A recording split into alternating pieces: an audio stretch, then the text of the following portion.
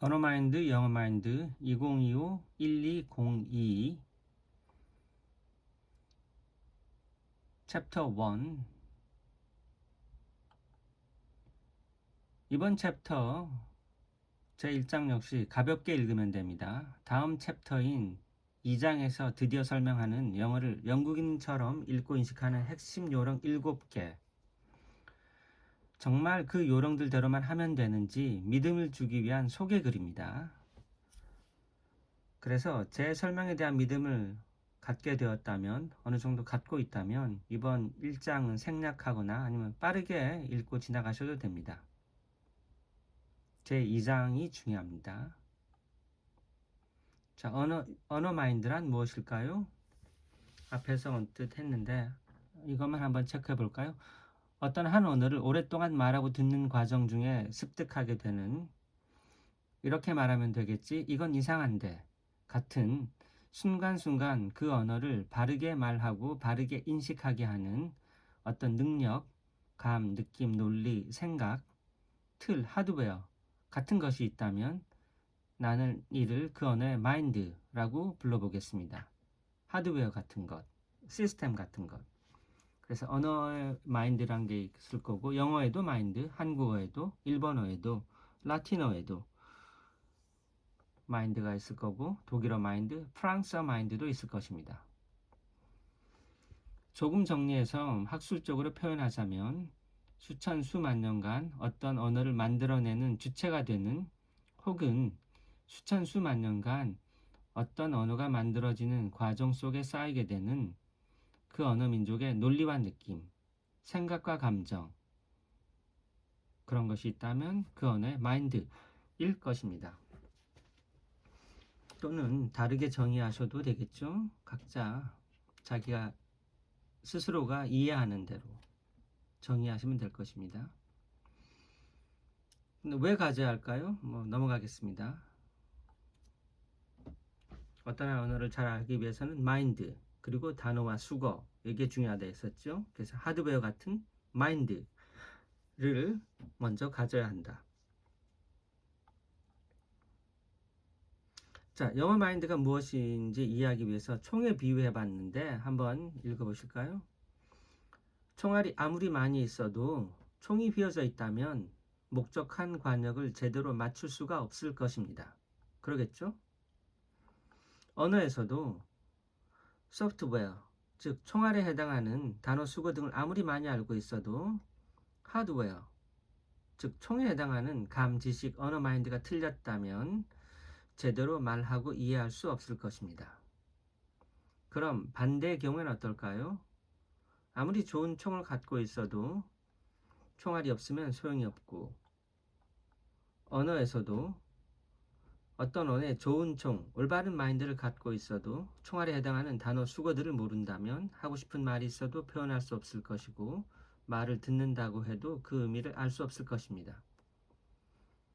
이렇듯 하나의 언어를 자연스럽게 말하고 이해하기 위해선 그 언어의 총, 하드웨어에 해당하는 그 언어의 감, 마인드도 가져야 하고, 총알 소프트웨어에 해당하는 단어 수거도 알아야 할 것입니다. 위에 두 가지 모두를 익혀야겠죠. 이 글에서 나는 언어의 총이라 할 수 있는 언어 마인드, 그 중에서도 특히 영어의 총, 영어 마인드, 이를 빠르고 올바르게 갖는 데 도움이 될 거라 확신하는 핵심적인 몇 개 요령과 지식을 얘기하려는 것입니다. 그런 문법은 몰라도 되는 것, 실제 말에서는 가끔은 방해꾼이 되기도 하는 것입니다. 문법은 어떤 언어를 설명할 때, 어떤 언어의 어떤 부분을 설명할 때 주절주절 길게 말고 간단히 설명하고 지칭하려고 만든 약속, 또는 몇 가지 공통된 사항이겠죠. 그래서 어떤 설명을 하거나 설명을 이해하기 위해선 그 문법과 그 속 용어들도 알면 좋긴 한데, 하지만 실제로 말을 하고 듣는 과정 속에선 문법은 필요 없는 것, 몰라도 되는 것, 오히려 방해가 되는 것입니다. 예를 들어 만일 한국어를 말하면서 매번 문법, 어순, 규칙 등을 생각하고 따져본다면 한국어를 말하고 이해하는데 오히려 방해가 될 것입니다. 운전하는 매 순간마다 차속 작은 나사의 이름, 재질, 성능까지 따져본다면 운전에 집중할 수가 없겠죠. 영어에서도 마찬가지일 것입니다. 실제로 중요한 것은 단어와 수거, 그리고 영어 마인드일 뿐입니다. 문법은 몰라도 되는 것입니다. 자, 영어에 관해 조금 중요한 사항인데, 영어에 관해 또 뭔가 새로운 것을 알고 외우라고 이 글을 쓰는 게 아닙니다. 그 반대로 영어를 배울 때 강박적으로 주입되는 수많은 콩글리시의 어순, 규칙, 문법들, 이들 쓸데없고 때론 틀리기까지 한 것들을 무시하고 다 잊어버리라고 이 글을 쓰는 것입니다.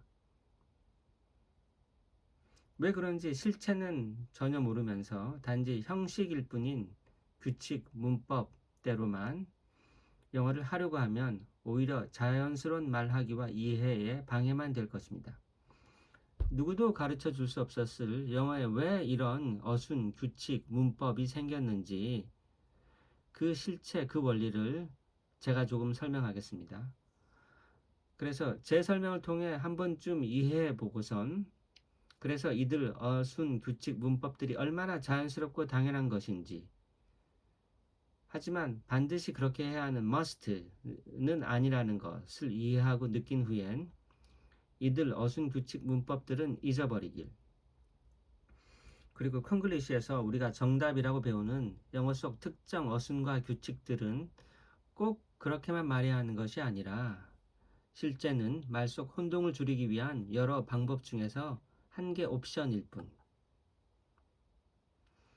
그와는 다르게 말하는 경우도 무척 많고 틀린 게 아닐 때가 많습니다. 제 글 영어 마인드, 어로 마인드를 읽고 나선 앞으로는 이들 어순, 문법, 규칙에서 벗어나서 영어를 편하고 자연스럽게 말하고 인식하길. 자, 그럼 어떻게 하면 이 중요한 영어의 틀과 영어 마인드를 가질 수 있을까요? 쭉 앞에서 했는데 바르게 말하고 바르게 인식해야 한다. 그거 했었습니다. 넘어가고. 이 비유도 한번 읽어볼까요? 그냥 가벼운 마음으로 읽어보시면. 좋은 음악이나 그림을 계속해서 접하다 보면 어느새 심미적 귀와 눈을 갖게 되기도 하는 것 같습니다. 심미적 감, 심미적 마인드.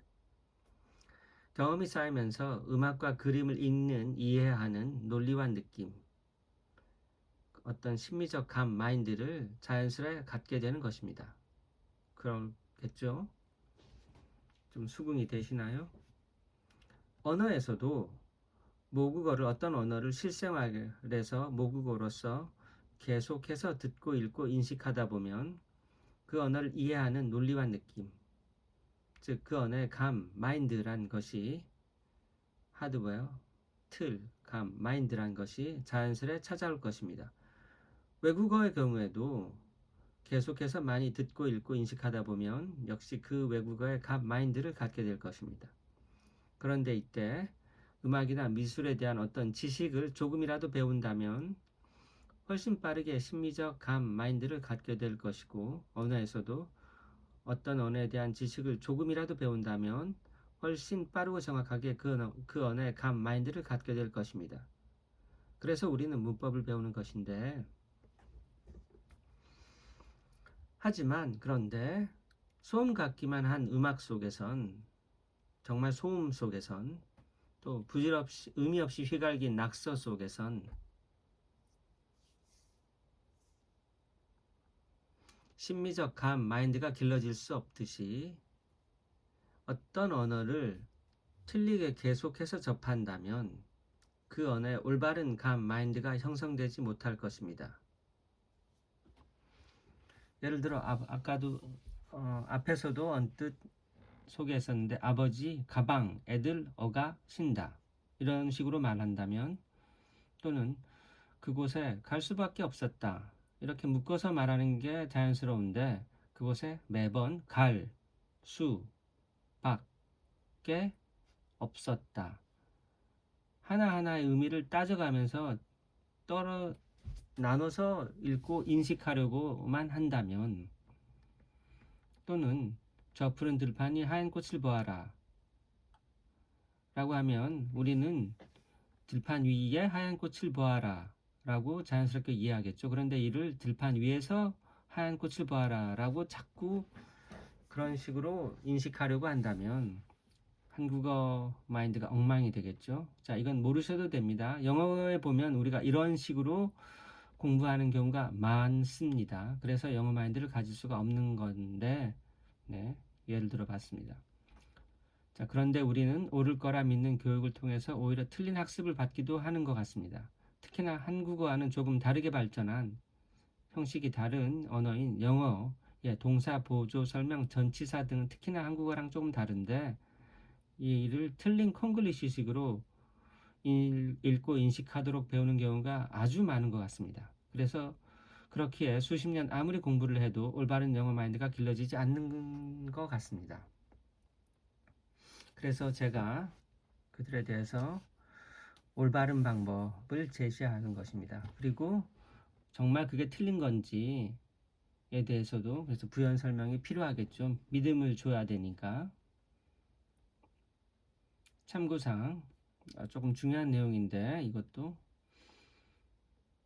좋은 영어 방송 예를 들어 BBC 뉴스를 무슨 말인지 모르더라도 하루 15분씩이라도 꾸준히 듣다 보면 영어를 정확히 캐치해서 의미를 완전히 이해하지는 못하더라도 어느 정도는 단어들을 구분해서 들을 수 있는 단계가 되고 점점 실제 영국인들의 올바른 강조와 묶어읽기 등이 파악될 수 있습니다. 어떻게 읽는지 이제 좀 들리기 시작합니다. 무슨 말인지는 몰라도.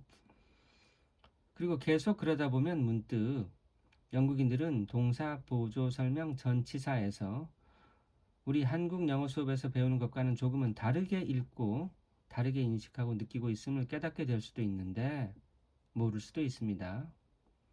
이 순간이 바로 어렴풋이 이 정도 레벨이 된다면 어렴풋이 영어의 영어 마인드가 찾아오려고 하는 거라고 생각합니다. 제 경험상. 이 단계에서 기존에 배운 틀린 콩글리시 벽을 깨트리고 실제 영미인들이 읽고 인식하는 그 올바른 방법을 따라서 익혀야 합니다. 그래야만 올바른 영어 마인드를 갖게 되는 것 같습니다. 하지만 대부분의 우리 한국인들은 열심히 하지만 이미 너무 단단히 굳어버린 틀린 콩글리시 벽을 깨트릴 용기를 못 내는 것 같습니다. 배운 걸 너무 믿다 보니까 틀린 방법에 너무 익숙해져서. 자, 앞의 이유로 무슨 말인지 모르더라도 좋은 영어 방송을 하루 15분씩이라도 꾸준히 들으면 좋을 것입니다. 그래야 영어를 배울 때 가장 기본이 되는 올바른 읽기에 어느 정도 익숙해지고 올바른 데이터를 많이 쌓을 수 있습니다. 데이터를 많이 쌓아야지 정말 뭐가 옳은지 틀린지 구분할 수 있고, 네.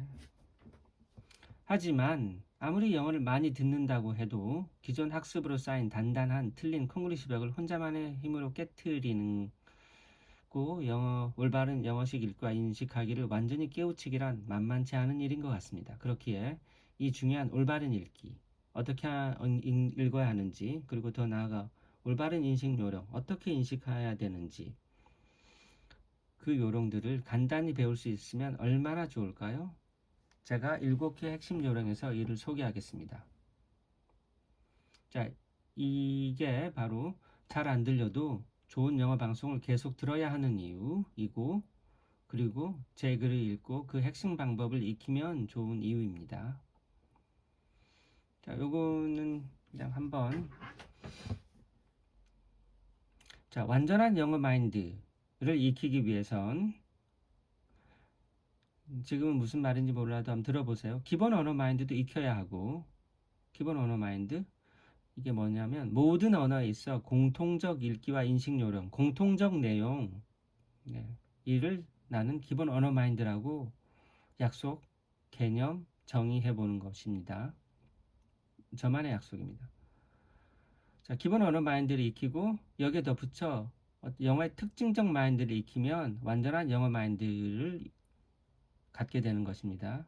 자, 특징적 영어 마인드는 영어만의 특징적 읽기와 인식 요령, 한국어와는 다른 또 다른 언어들과는 조금 차별된 비슷한 점도 있겠지만 좀 차별된 그런 영어의 특징적인 어떤 요령들, 그런 내용들을 영어의 특징적 마인드라고 불러보겠습니다.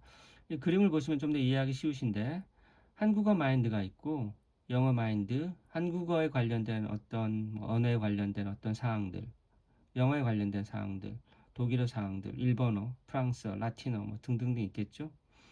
이 공통된 어떤 사항들이 있을 것입니다. 이를 공통 기본 마인드, 나는 이를 뭐 기본 언어 마인드, 네, 이렇게 불러보는 거예요. 언어 마인드 또는 뭐 기본 언어 마인드, 공통 언어 마인드, 어떤 식으로 뭐 불러도 되는데 그때그때 좀 다르게 부를 수도 있습니다. 어쨌든 그런 거. 근데 영어에만의 특징적 마인드가 있을 거고, 한국어만의 특징적, 독일어만의 특징적, 뭐 프랑스어에도 특징적 마인드, 일본어에도 특징적 마인드가 있을 것입니다. 그래서 뭐 기본 언어 마인드 익히고 영어의 특징적 마인드 익히면 되겠죠. 특징적 마인드가 제가 7개 제시하는 게 그 영어만의 특징적 마인드입니다. 그리고 기본 언어 마인드에 대해서도 몇 개 챕터 3에서 설명하겠습니다.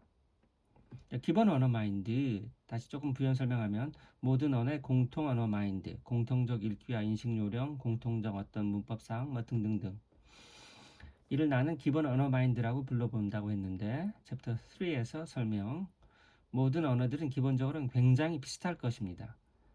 민족은 달라도 사람들 간의 생각, 감정 등은 다들 비슷할 거겠죠. 사람들은 사자와 다른 사람만의 어떤 공통적 감정, 느낌, 그런 게 있겠죠. 사람이 만든 언어들끼리는 기본적으로는 모두 비슷할 수밖에 없을 터. 서로 완전히 다르다면, 언어 간에 서로 완전히 다르다면 그게 더 이상할 것입니다. 코끼리와 사람 간에는 언어가 서로 다른 점이 훨씬 더 많겠지만 사람과 사람 간에는 비슷한 점이 더 많겠죠. 그래서 사람이 만든 언어 간에도 비슷한 점이 많다는 것. 그래서 언어들끼리는 공통점이 많기에 한국어를 할 줄 알면 영어, 일본어, 프랑스어, 독일어, 라틴어 등을 배우는 데서 큰 도움이 되어야 하는데 제 경우에는 좀 그랬습니다. 많은 도움이 되었습니다. 하지만 실제로는 도움이 됐지만 아주 잘하지는 못합니다. 아주 기초만. 하지만 실제로는 한국어를 잘 해도 감만으로 익혔을 거라서 왜 그런지는 모르는 것, 즉 안다고 할 수 없는 게 대부분. 이게 중요합니다. 감만으로 익혀서 생각해 본 적이 없어서 안다고 할 수 없는 게 대부분. 그래서 다른 외국어를 배우는데 실제로는 별로 도움이 안 되는 것입니다. 이런 이유 때문에 우리가 다 아는 것 같지만 실제로는 거의 모른다고 할 수 있는 기본적 언어 마인드에 대해서도 설명이 많이 필요할 것 같습니다. 콜럼부스의 달걀, 계란 얘기 아시죠? 실제 콜럼부스가 달걀을 깨뜨리고 보여주면 다 아는 것 같지만 그렇게 하기 전까지는 아무도 그 방법을 본인이 실행할 수 없었습니다. 자, 뭐 예를 들어 말의 처음과 끝부분이란 것에 대해서도 할 얘기가 많고 묶어서 읽고 인식한다는 것에 대해서도 참 많은 내용이 있습니다. 보조 설명의 기본적 인식 요령 등도 굉장히 중요한데 이는 그냥 챕터 보조 설명하면서 쭉 다 설명할 거고 이 두 개는 챕터 3에서 조금 설명을 많이 할 것입니다. 자, 지금은 무슨 소리인가 하겠지만 대강 수긍하면서 읽어놓기만 해도 나중에 상당히 도움이 될 것입니다. 자, 여기서 잠깐 앞에서 몇 번 언급된 말의 앞부분과 끝부분 그런 게 대해서 몇 개 얘기했는데 이에 대해서는 챕터 3에서 설명하겠습니다.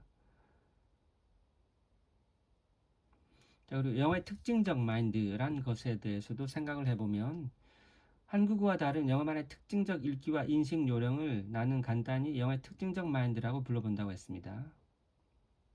그래서 완전한 영어 마인드를 위해서는 기본 언어 마인드에 영어의 특징적 마인드를 길러야 되겠죠. 모든 언어는 비슷한 점도 많겠지만 분명 다른 점도 있을 텐데 그런 경우 다른 점들은 다르다고 정확히 알아야 할 것입니다. 그래야겠죠. 다른 것까지 그냥 대충 똑같다고 생각해버리면 오히려 심각한 방해가 될 것입니다. 우리가 콩글리시에서 그런 식으로 많이 배우고 있습니다. 영어에 있어서는 바로 동사, 전치사, 보조 설명에서 확실히 한국어와는 다른 점들이 있습니다. 그래서 이들이 영어의 특징적 마인드인 것. 제가 소개하는 7개 핵심 요령들이 모두 동사, 전치사, 보조 설명에 관한 것입니다. 자, 근데 영어 마인드를 기르기 위해서는 한국인은 우리에겐 동사, 보조, 설명, 전치사가 중요하다고 했는데 왜일까요? 간단하게만 좀 체크해보면 뒤에서 설명하겠지만 영어적 동사의 중요성, 이 동사에서 이거 설명하는 내용인데 한번 살짝 맛보기만. 한국어 기본 문장은 주어, 목적어 보호, 서술어 또는 동사 이렇게 이루어져 있죠. 모르셔도 되고 기본적 문법인데 이거 문법 사항이라서 전혀 이런 내용으로 전개되는 거 아닙니다. 제 설명은. 그런데 영어의 기본 문장은 주어, 동사, 목적어 보호 이런 식이죠. 우리는 영어 순위 한국어와는 아주 많이 다른 듯 어렵게 배우지만 기본 문장에서 위 그림을 보면 다른 것은 동사, 한국에서는 서술어라고도 하죠. 또 동사 위치 하나뿐입니다. 한국에서는 마지막에, 영어에서는 가운데. 따라서 영어 동사에 대한 올바른 감, 마인드만 갖게 된다면 나머지는 순서가 똑같기에 우리 한국인들도 역시 영어의 모든 기본 문장들을 영국인, 미국인처럼 자연스럽게 느끼게 될 것입니다. 핵심 요령 1, 2, 3, 4에서 요에 대해서 설명을 좀 할 것입니다. 영어의 의문문, 부정문, 명령문들은 모두 영어의 기본 문장에서 자연스럽게 파생된 것입니다. 따라서 자연스럽게 이렇게 될 수밖에 없는 그런 문장들입니다. 따라서 영어의 기본 문장만 영국인처럼 느끼게 된다면 나중엔 이들 다른 문장들까지도 자연스럽게 느끼게 될 것입니다. 기회가 된다면 기본 문장에서 의문문, 부정문, 명령문들이 파생되는 과정을 설명해 보겠습니다. 우리가 알고 있는 그런 의문, 부정문, 명령문들의 어순이 될 수밖에 없는 것입니다. 아주 자연스럽게 이렇게밖에 될 수 없는 것.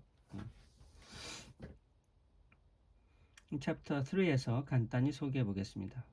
그런데 영어에는 기본 문장만 있는 게 아니겠죠. 우리가 보면 훨씬 더 복잡한 많은 문장들이 있죠. 그럼 그런 문장들은 자, 영어의 말 속 보조 설명이만 알면 됩니다.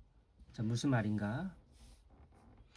영어의 말 속 보조 설명이라는 말이 많이 나왔는데 이게 무슨 말이냐면 말 속에서 어떤 언어에든지 말 속에서 형용사, 부사 또는 형용사 같은 부사 같은 구화절들을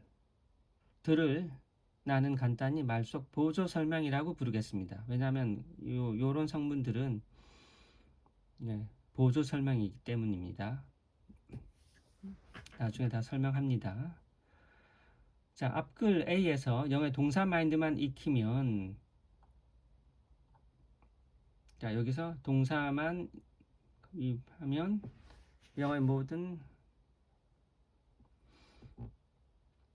영어의 동사 마인드만 익히면 기본 문장인 주어, 동사, 목적어 보호가 점점 자연스럽게 느껴지게 된다고 했습니다.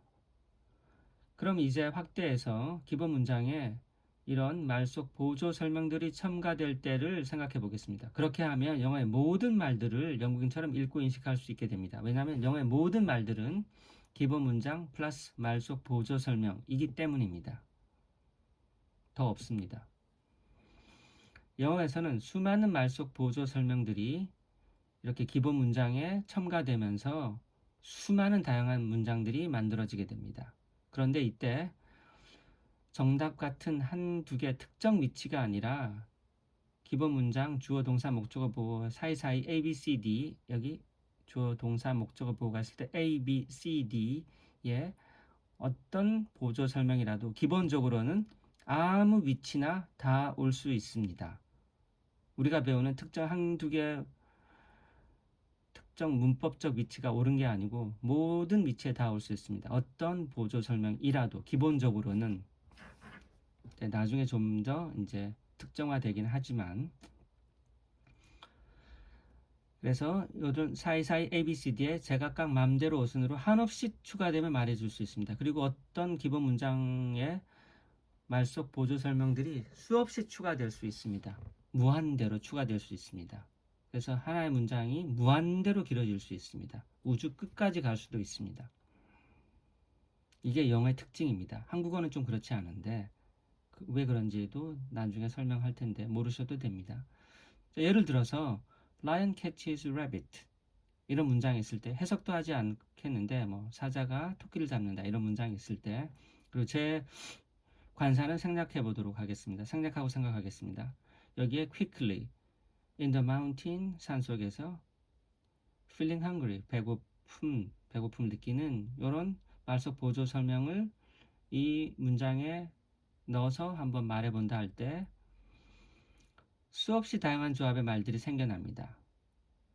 quickly가 ABCD 올 수도 있고 in the mountain도 ABCD, feeling hungry도 ABCD 그리고 이들 각각이 다 순서가 뒤바뀌어서 quickly a lion catches a rabbit 이렇게도 되고 quickly a lion in the mountain catches a rabbit feeling hungry 이렇게 할 수도 있고 feeling hungry a lion catches in the mountain quickly a rabbit 이렇게 할 수도 있고 수없이 많은 순서의 조합이 이루어질 수 있습니다.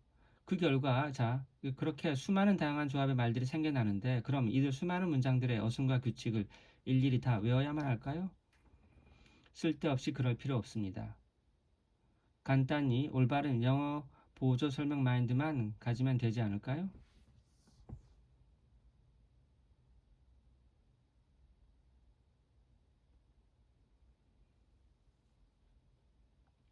자, 전치사, 동사, 보조 설명, 전치사가 중요하다 했는데 전치사도 중요합니다. 근데 이는 뒤에 전치사 편에서 설명하겠습니다.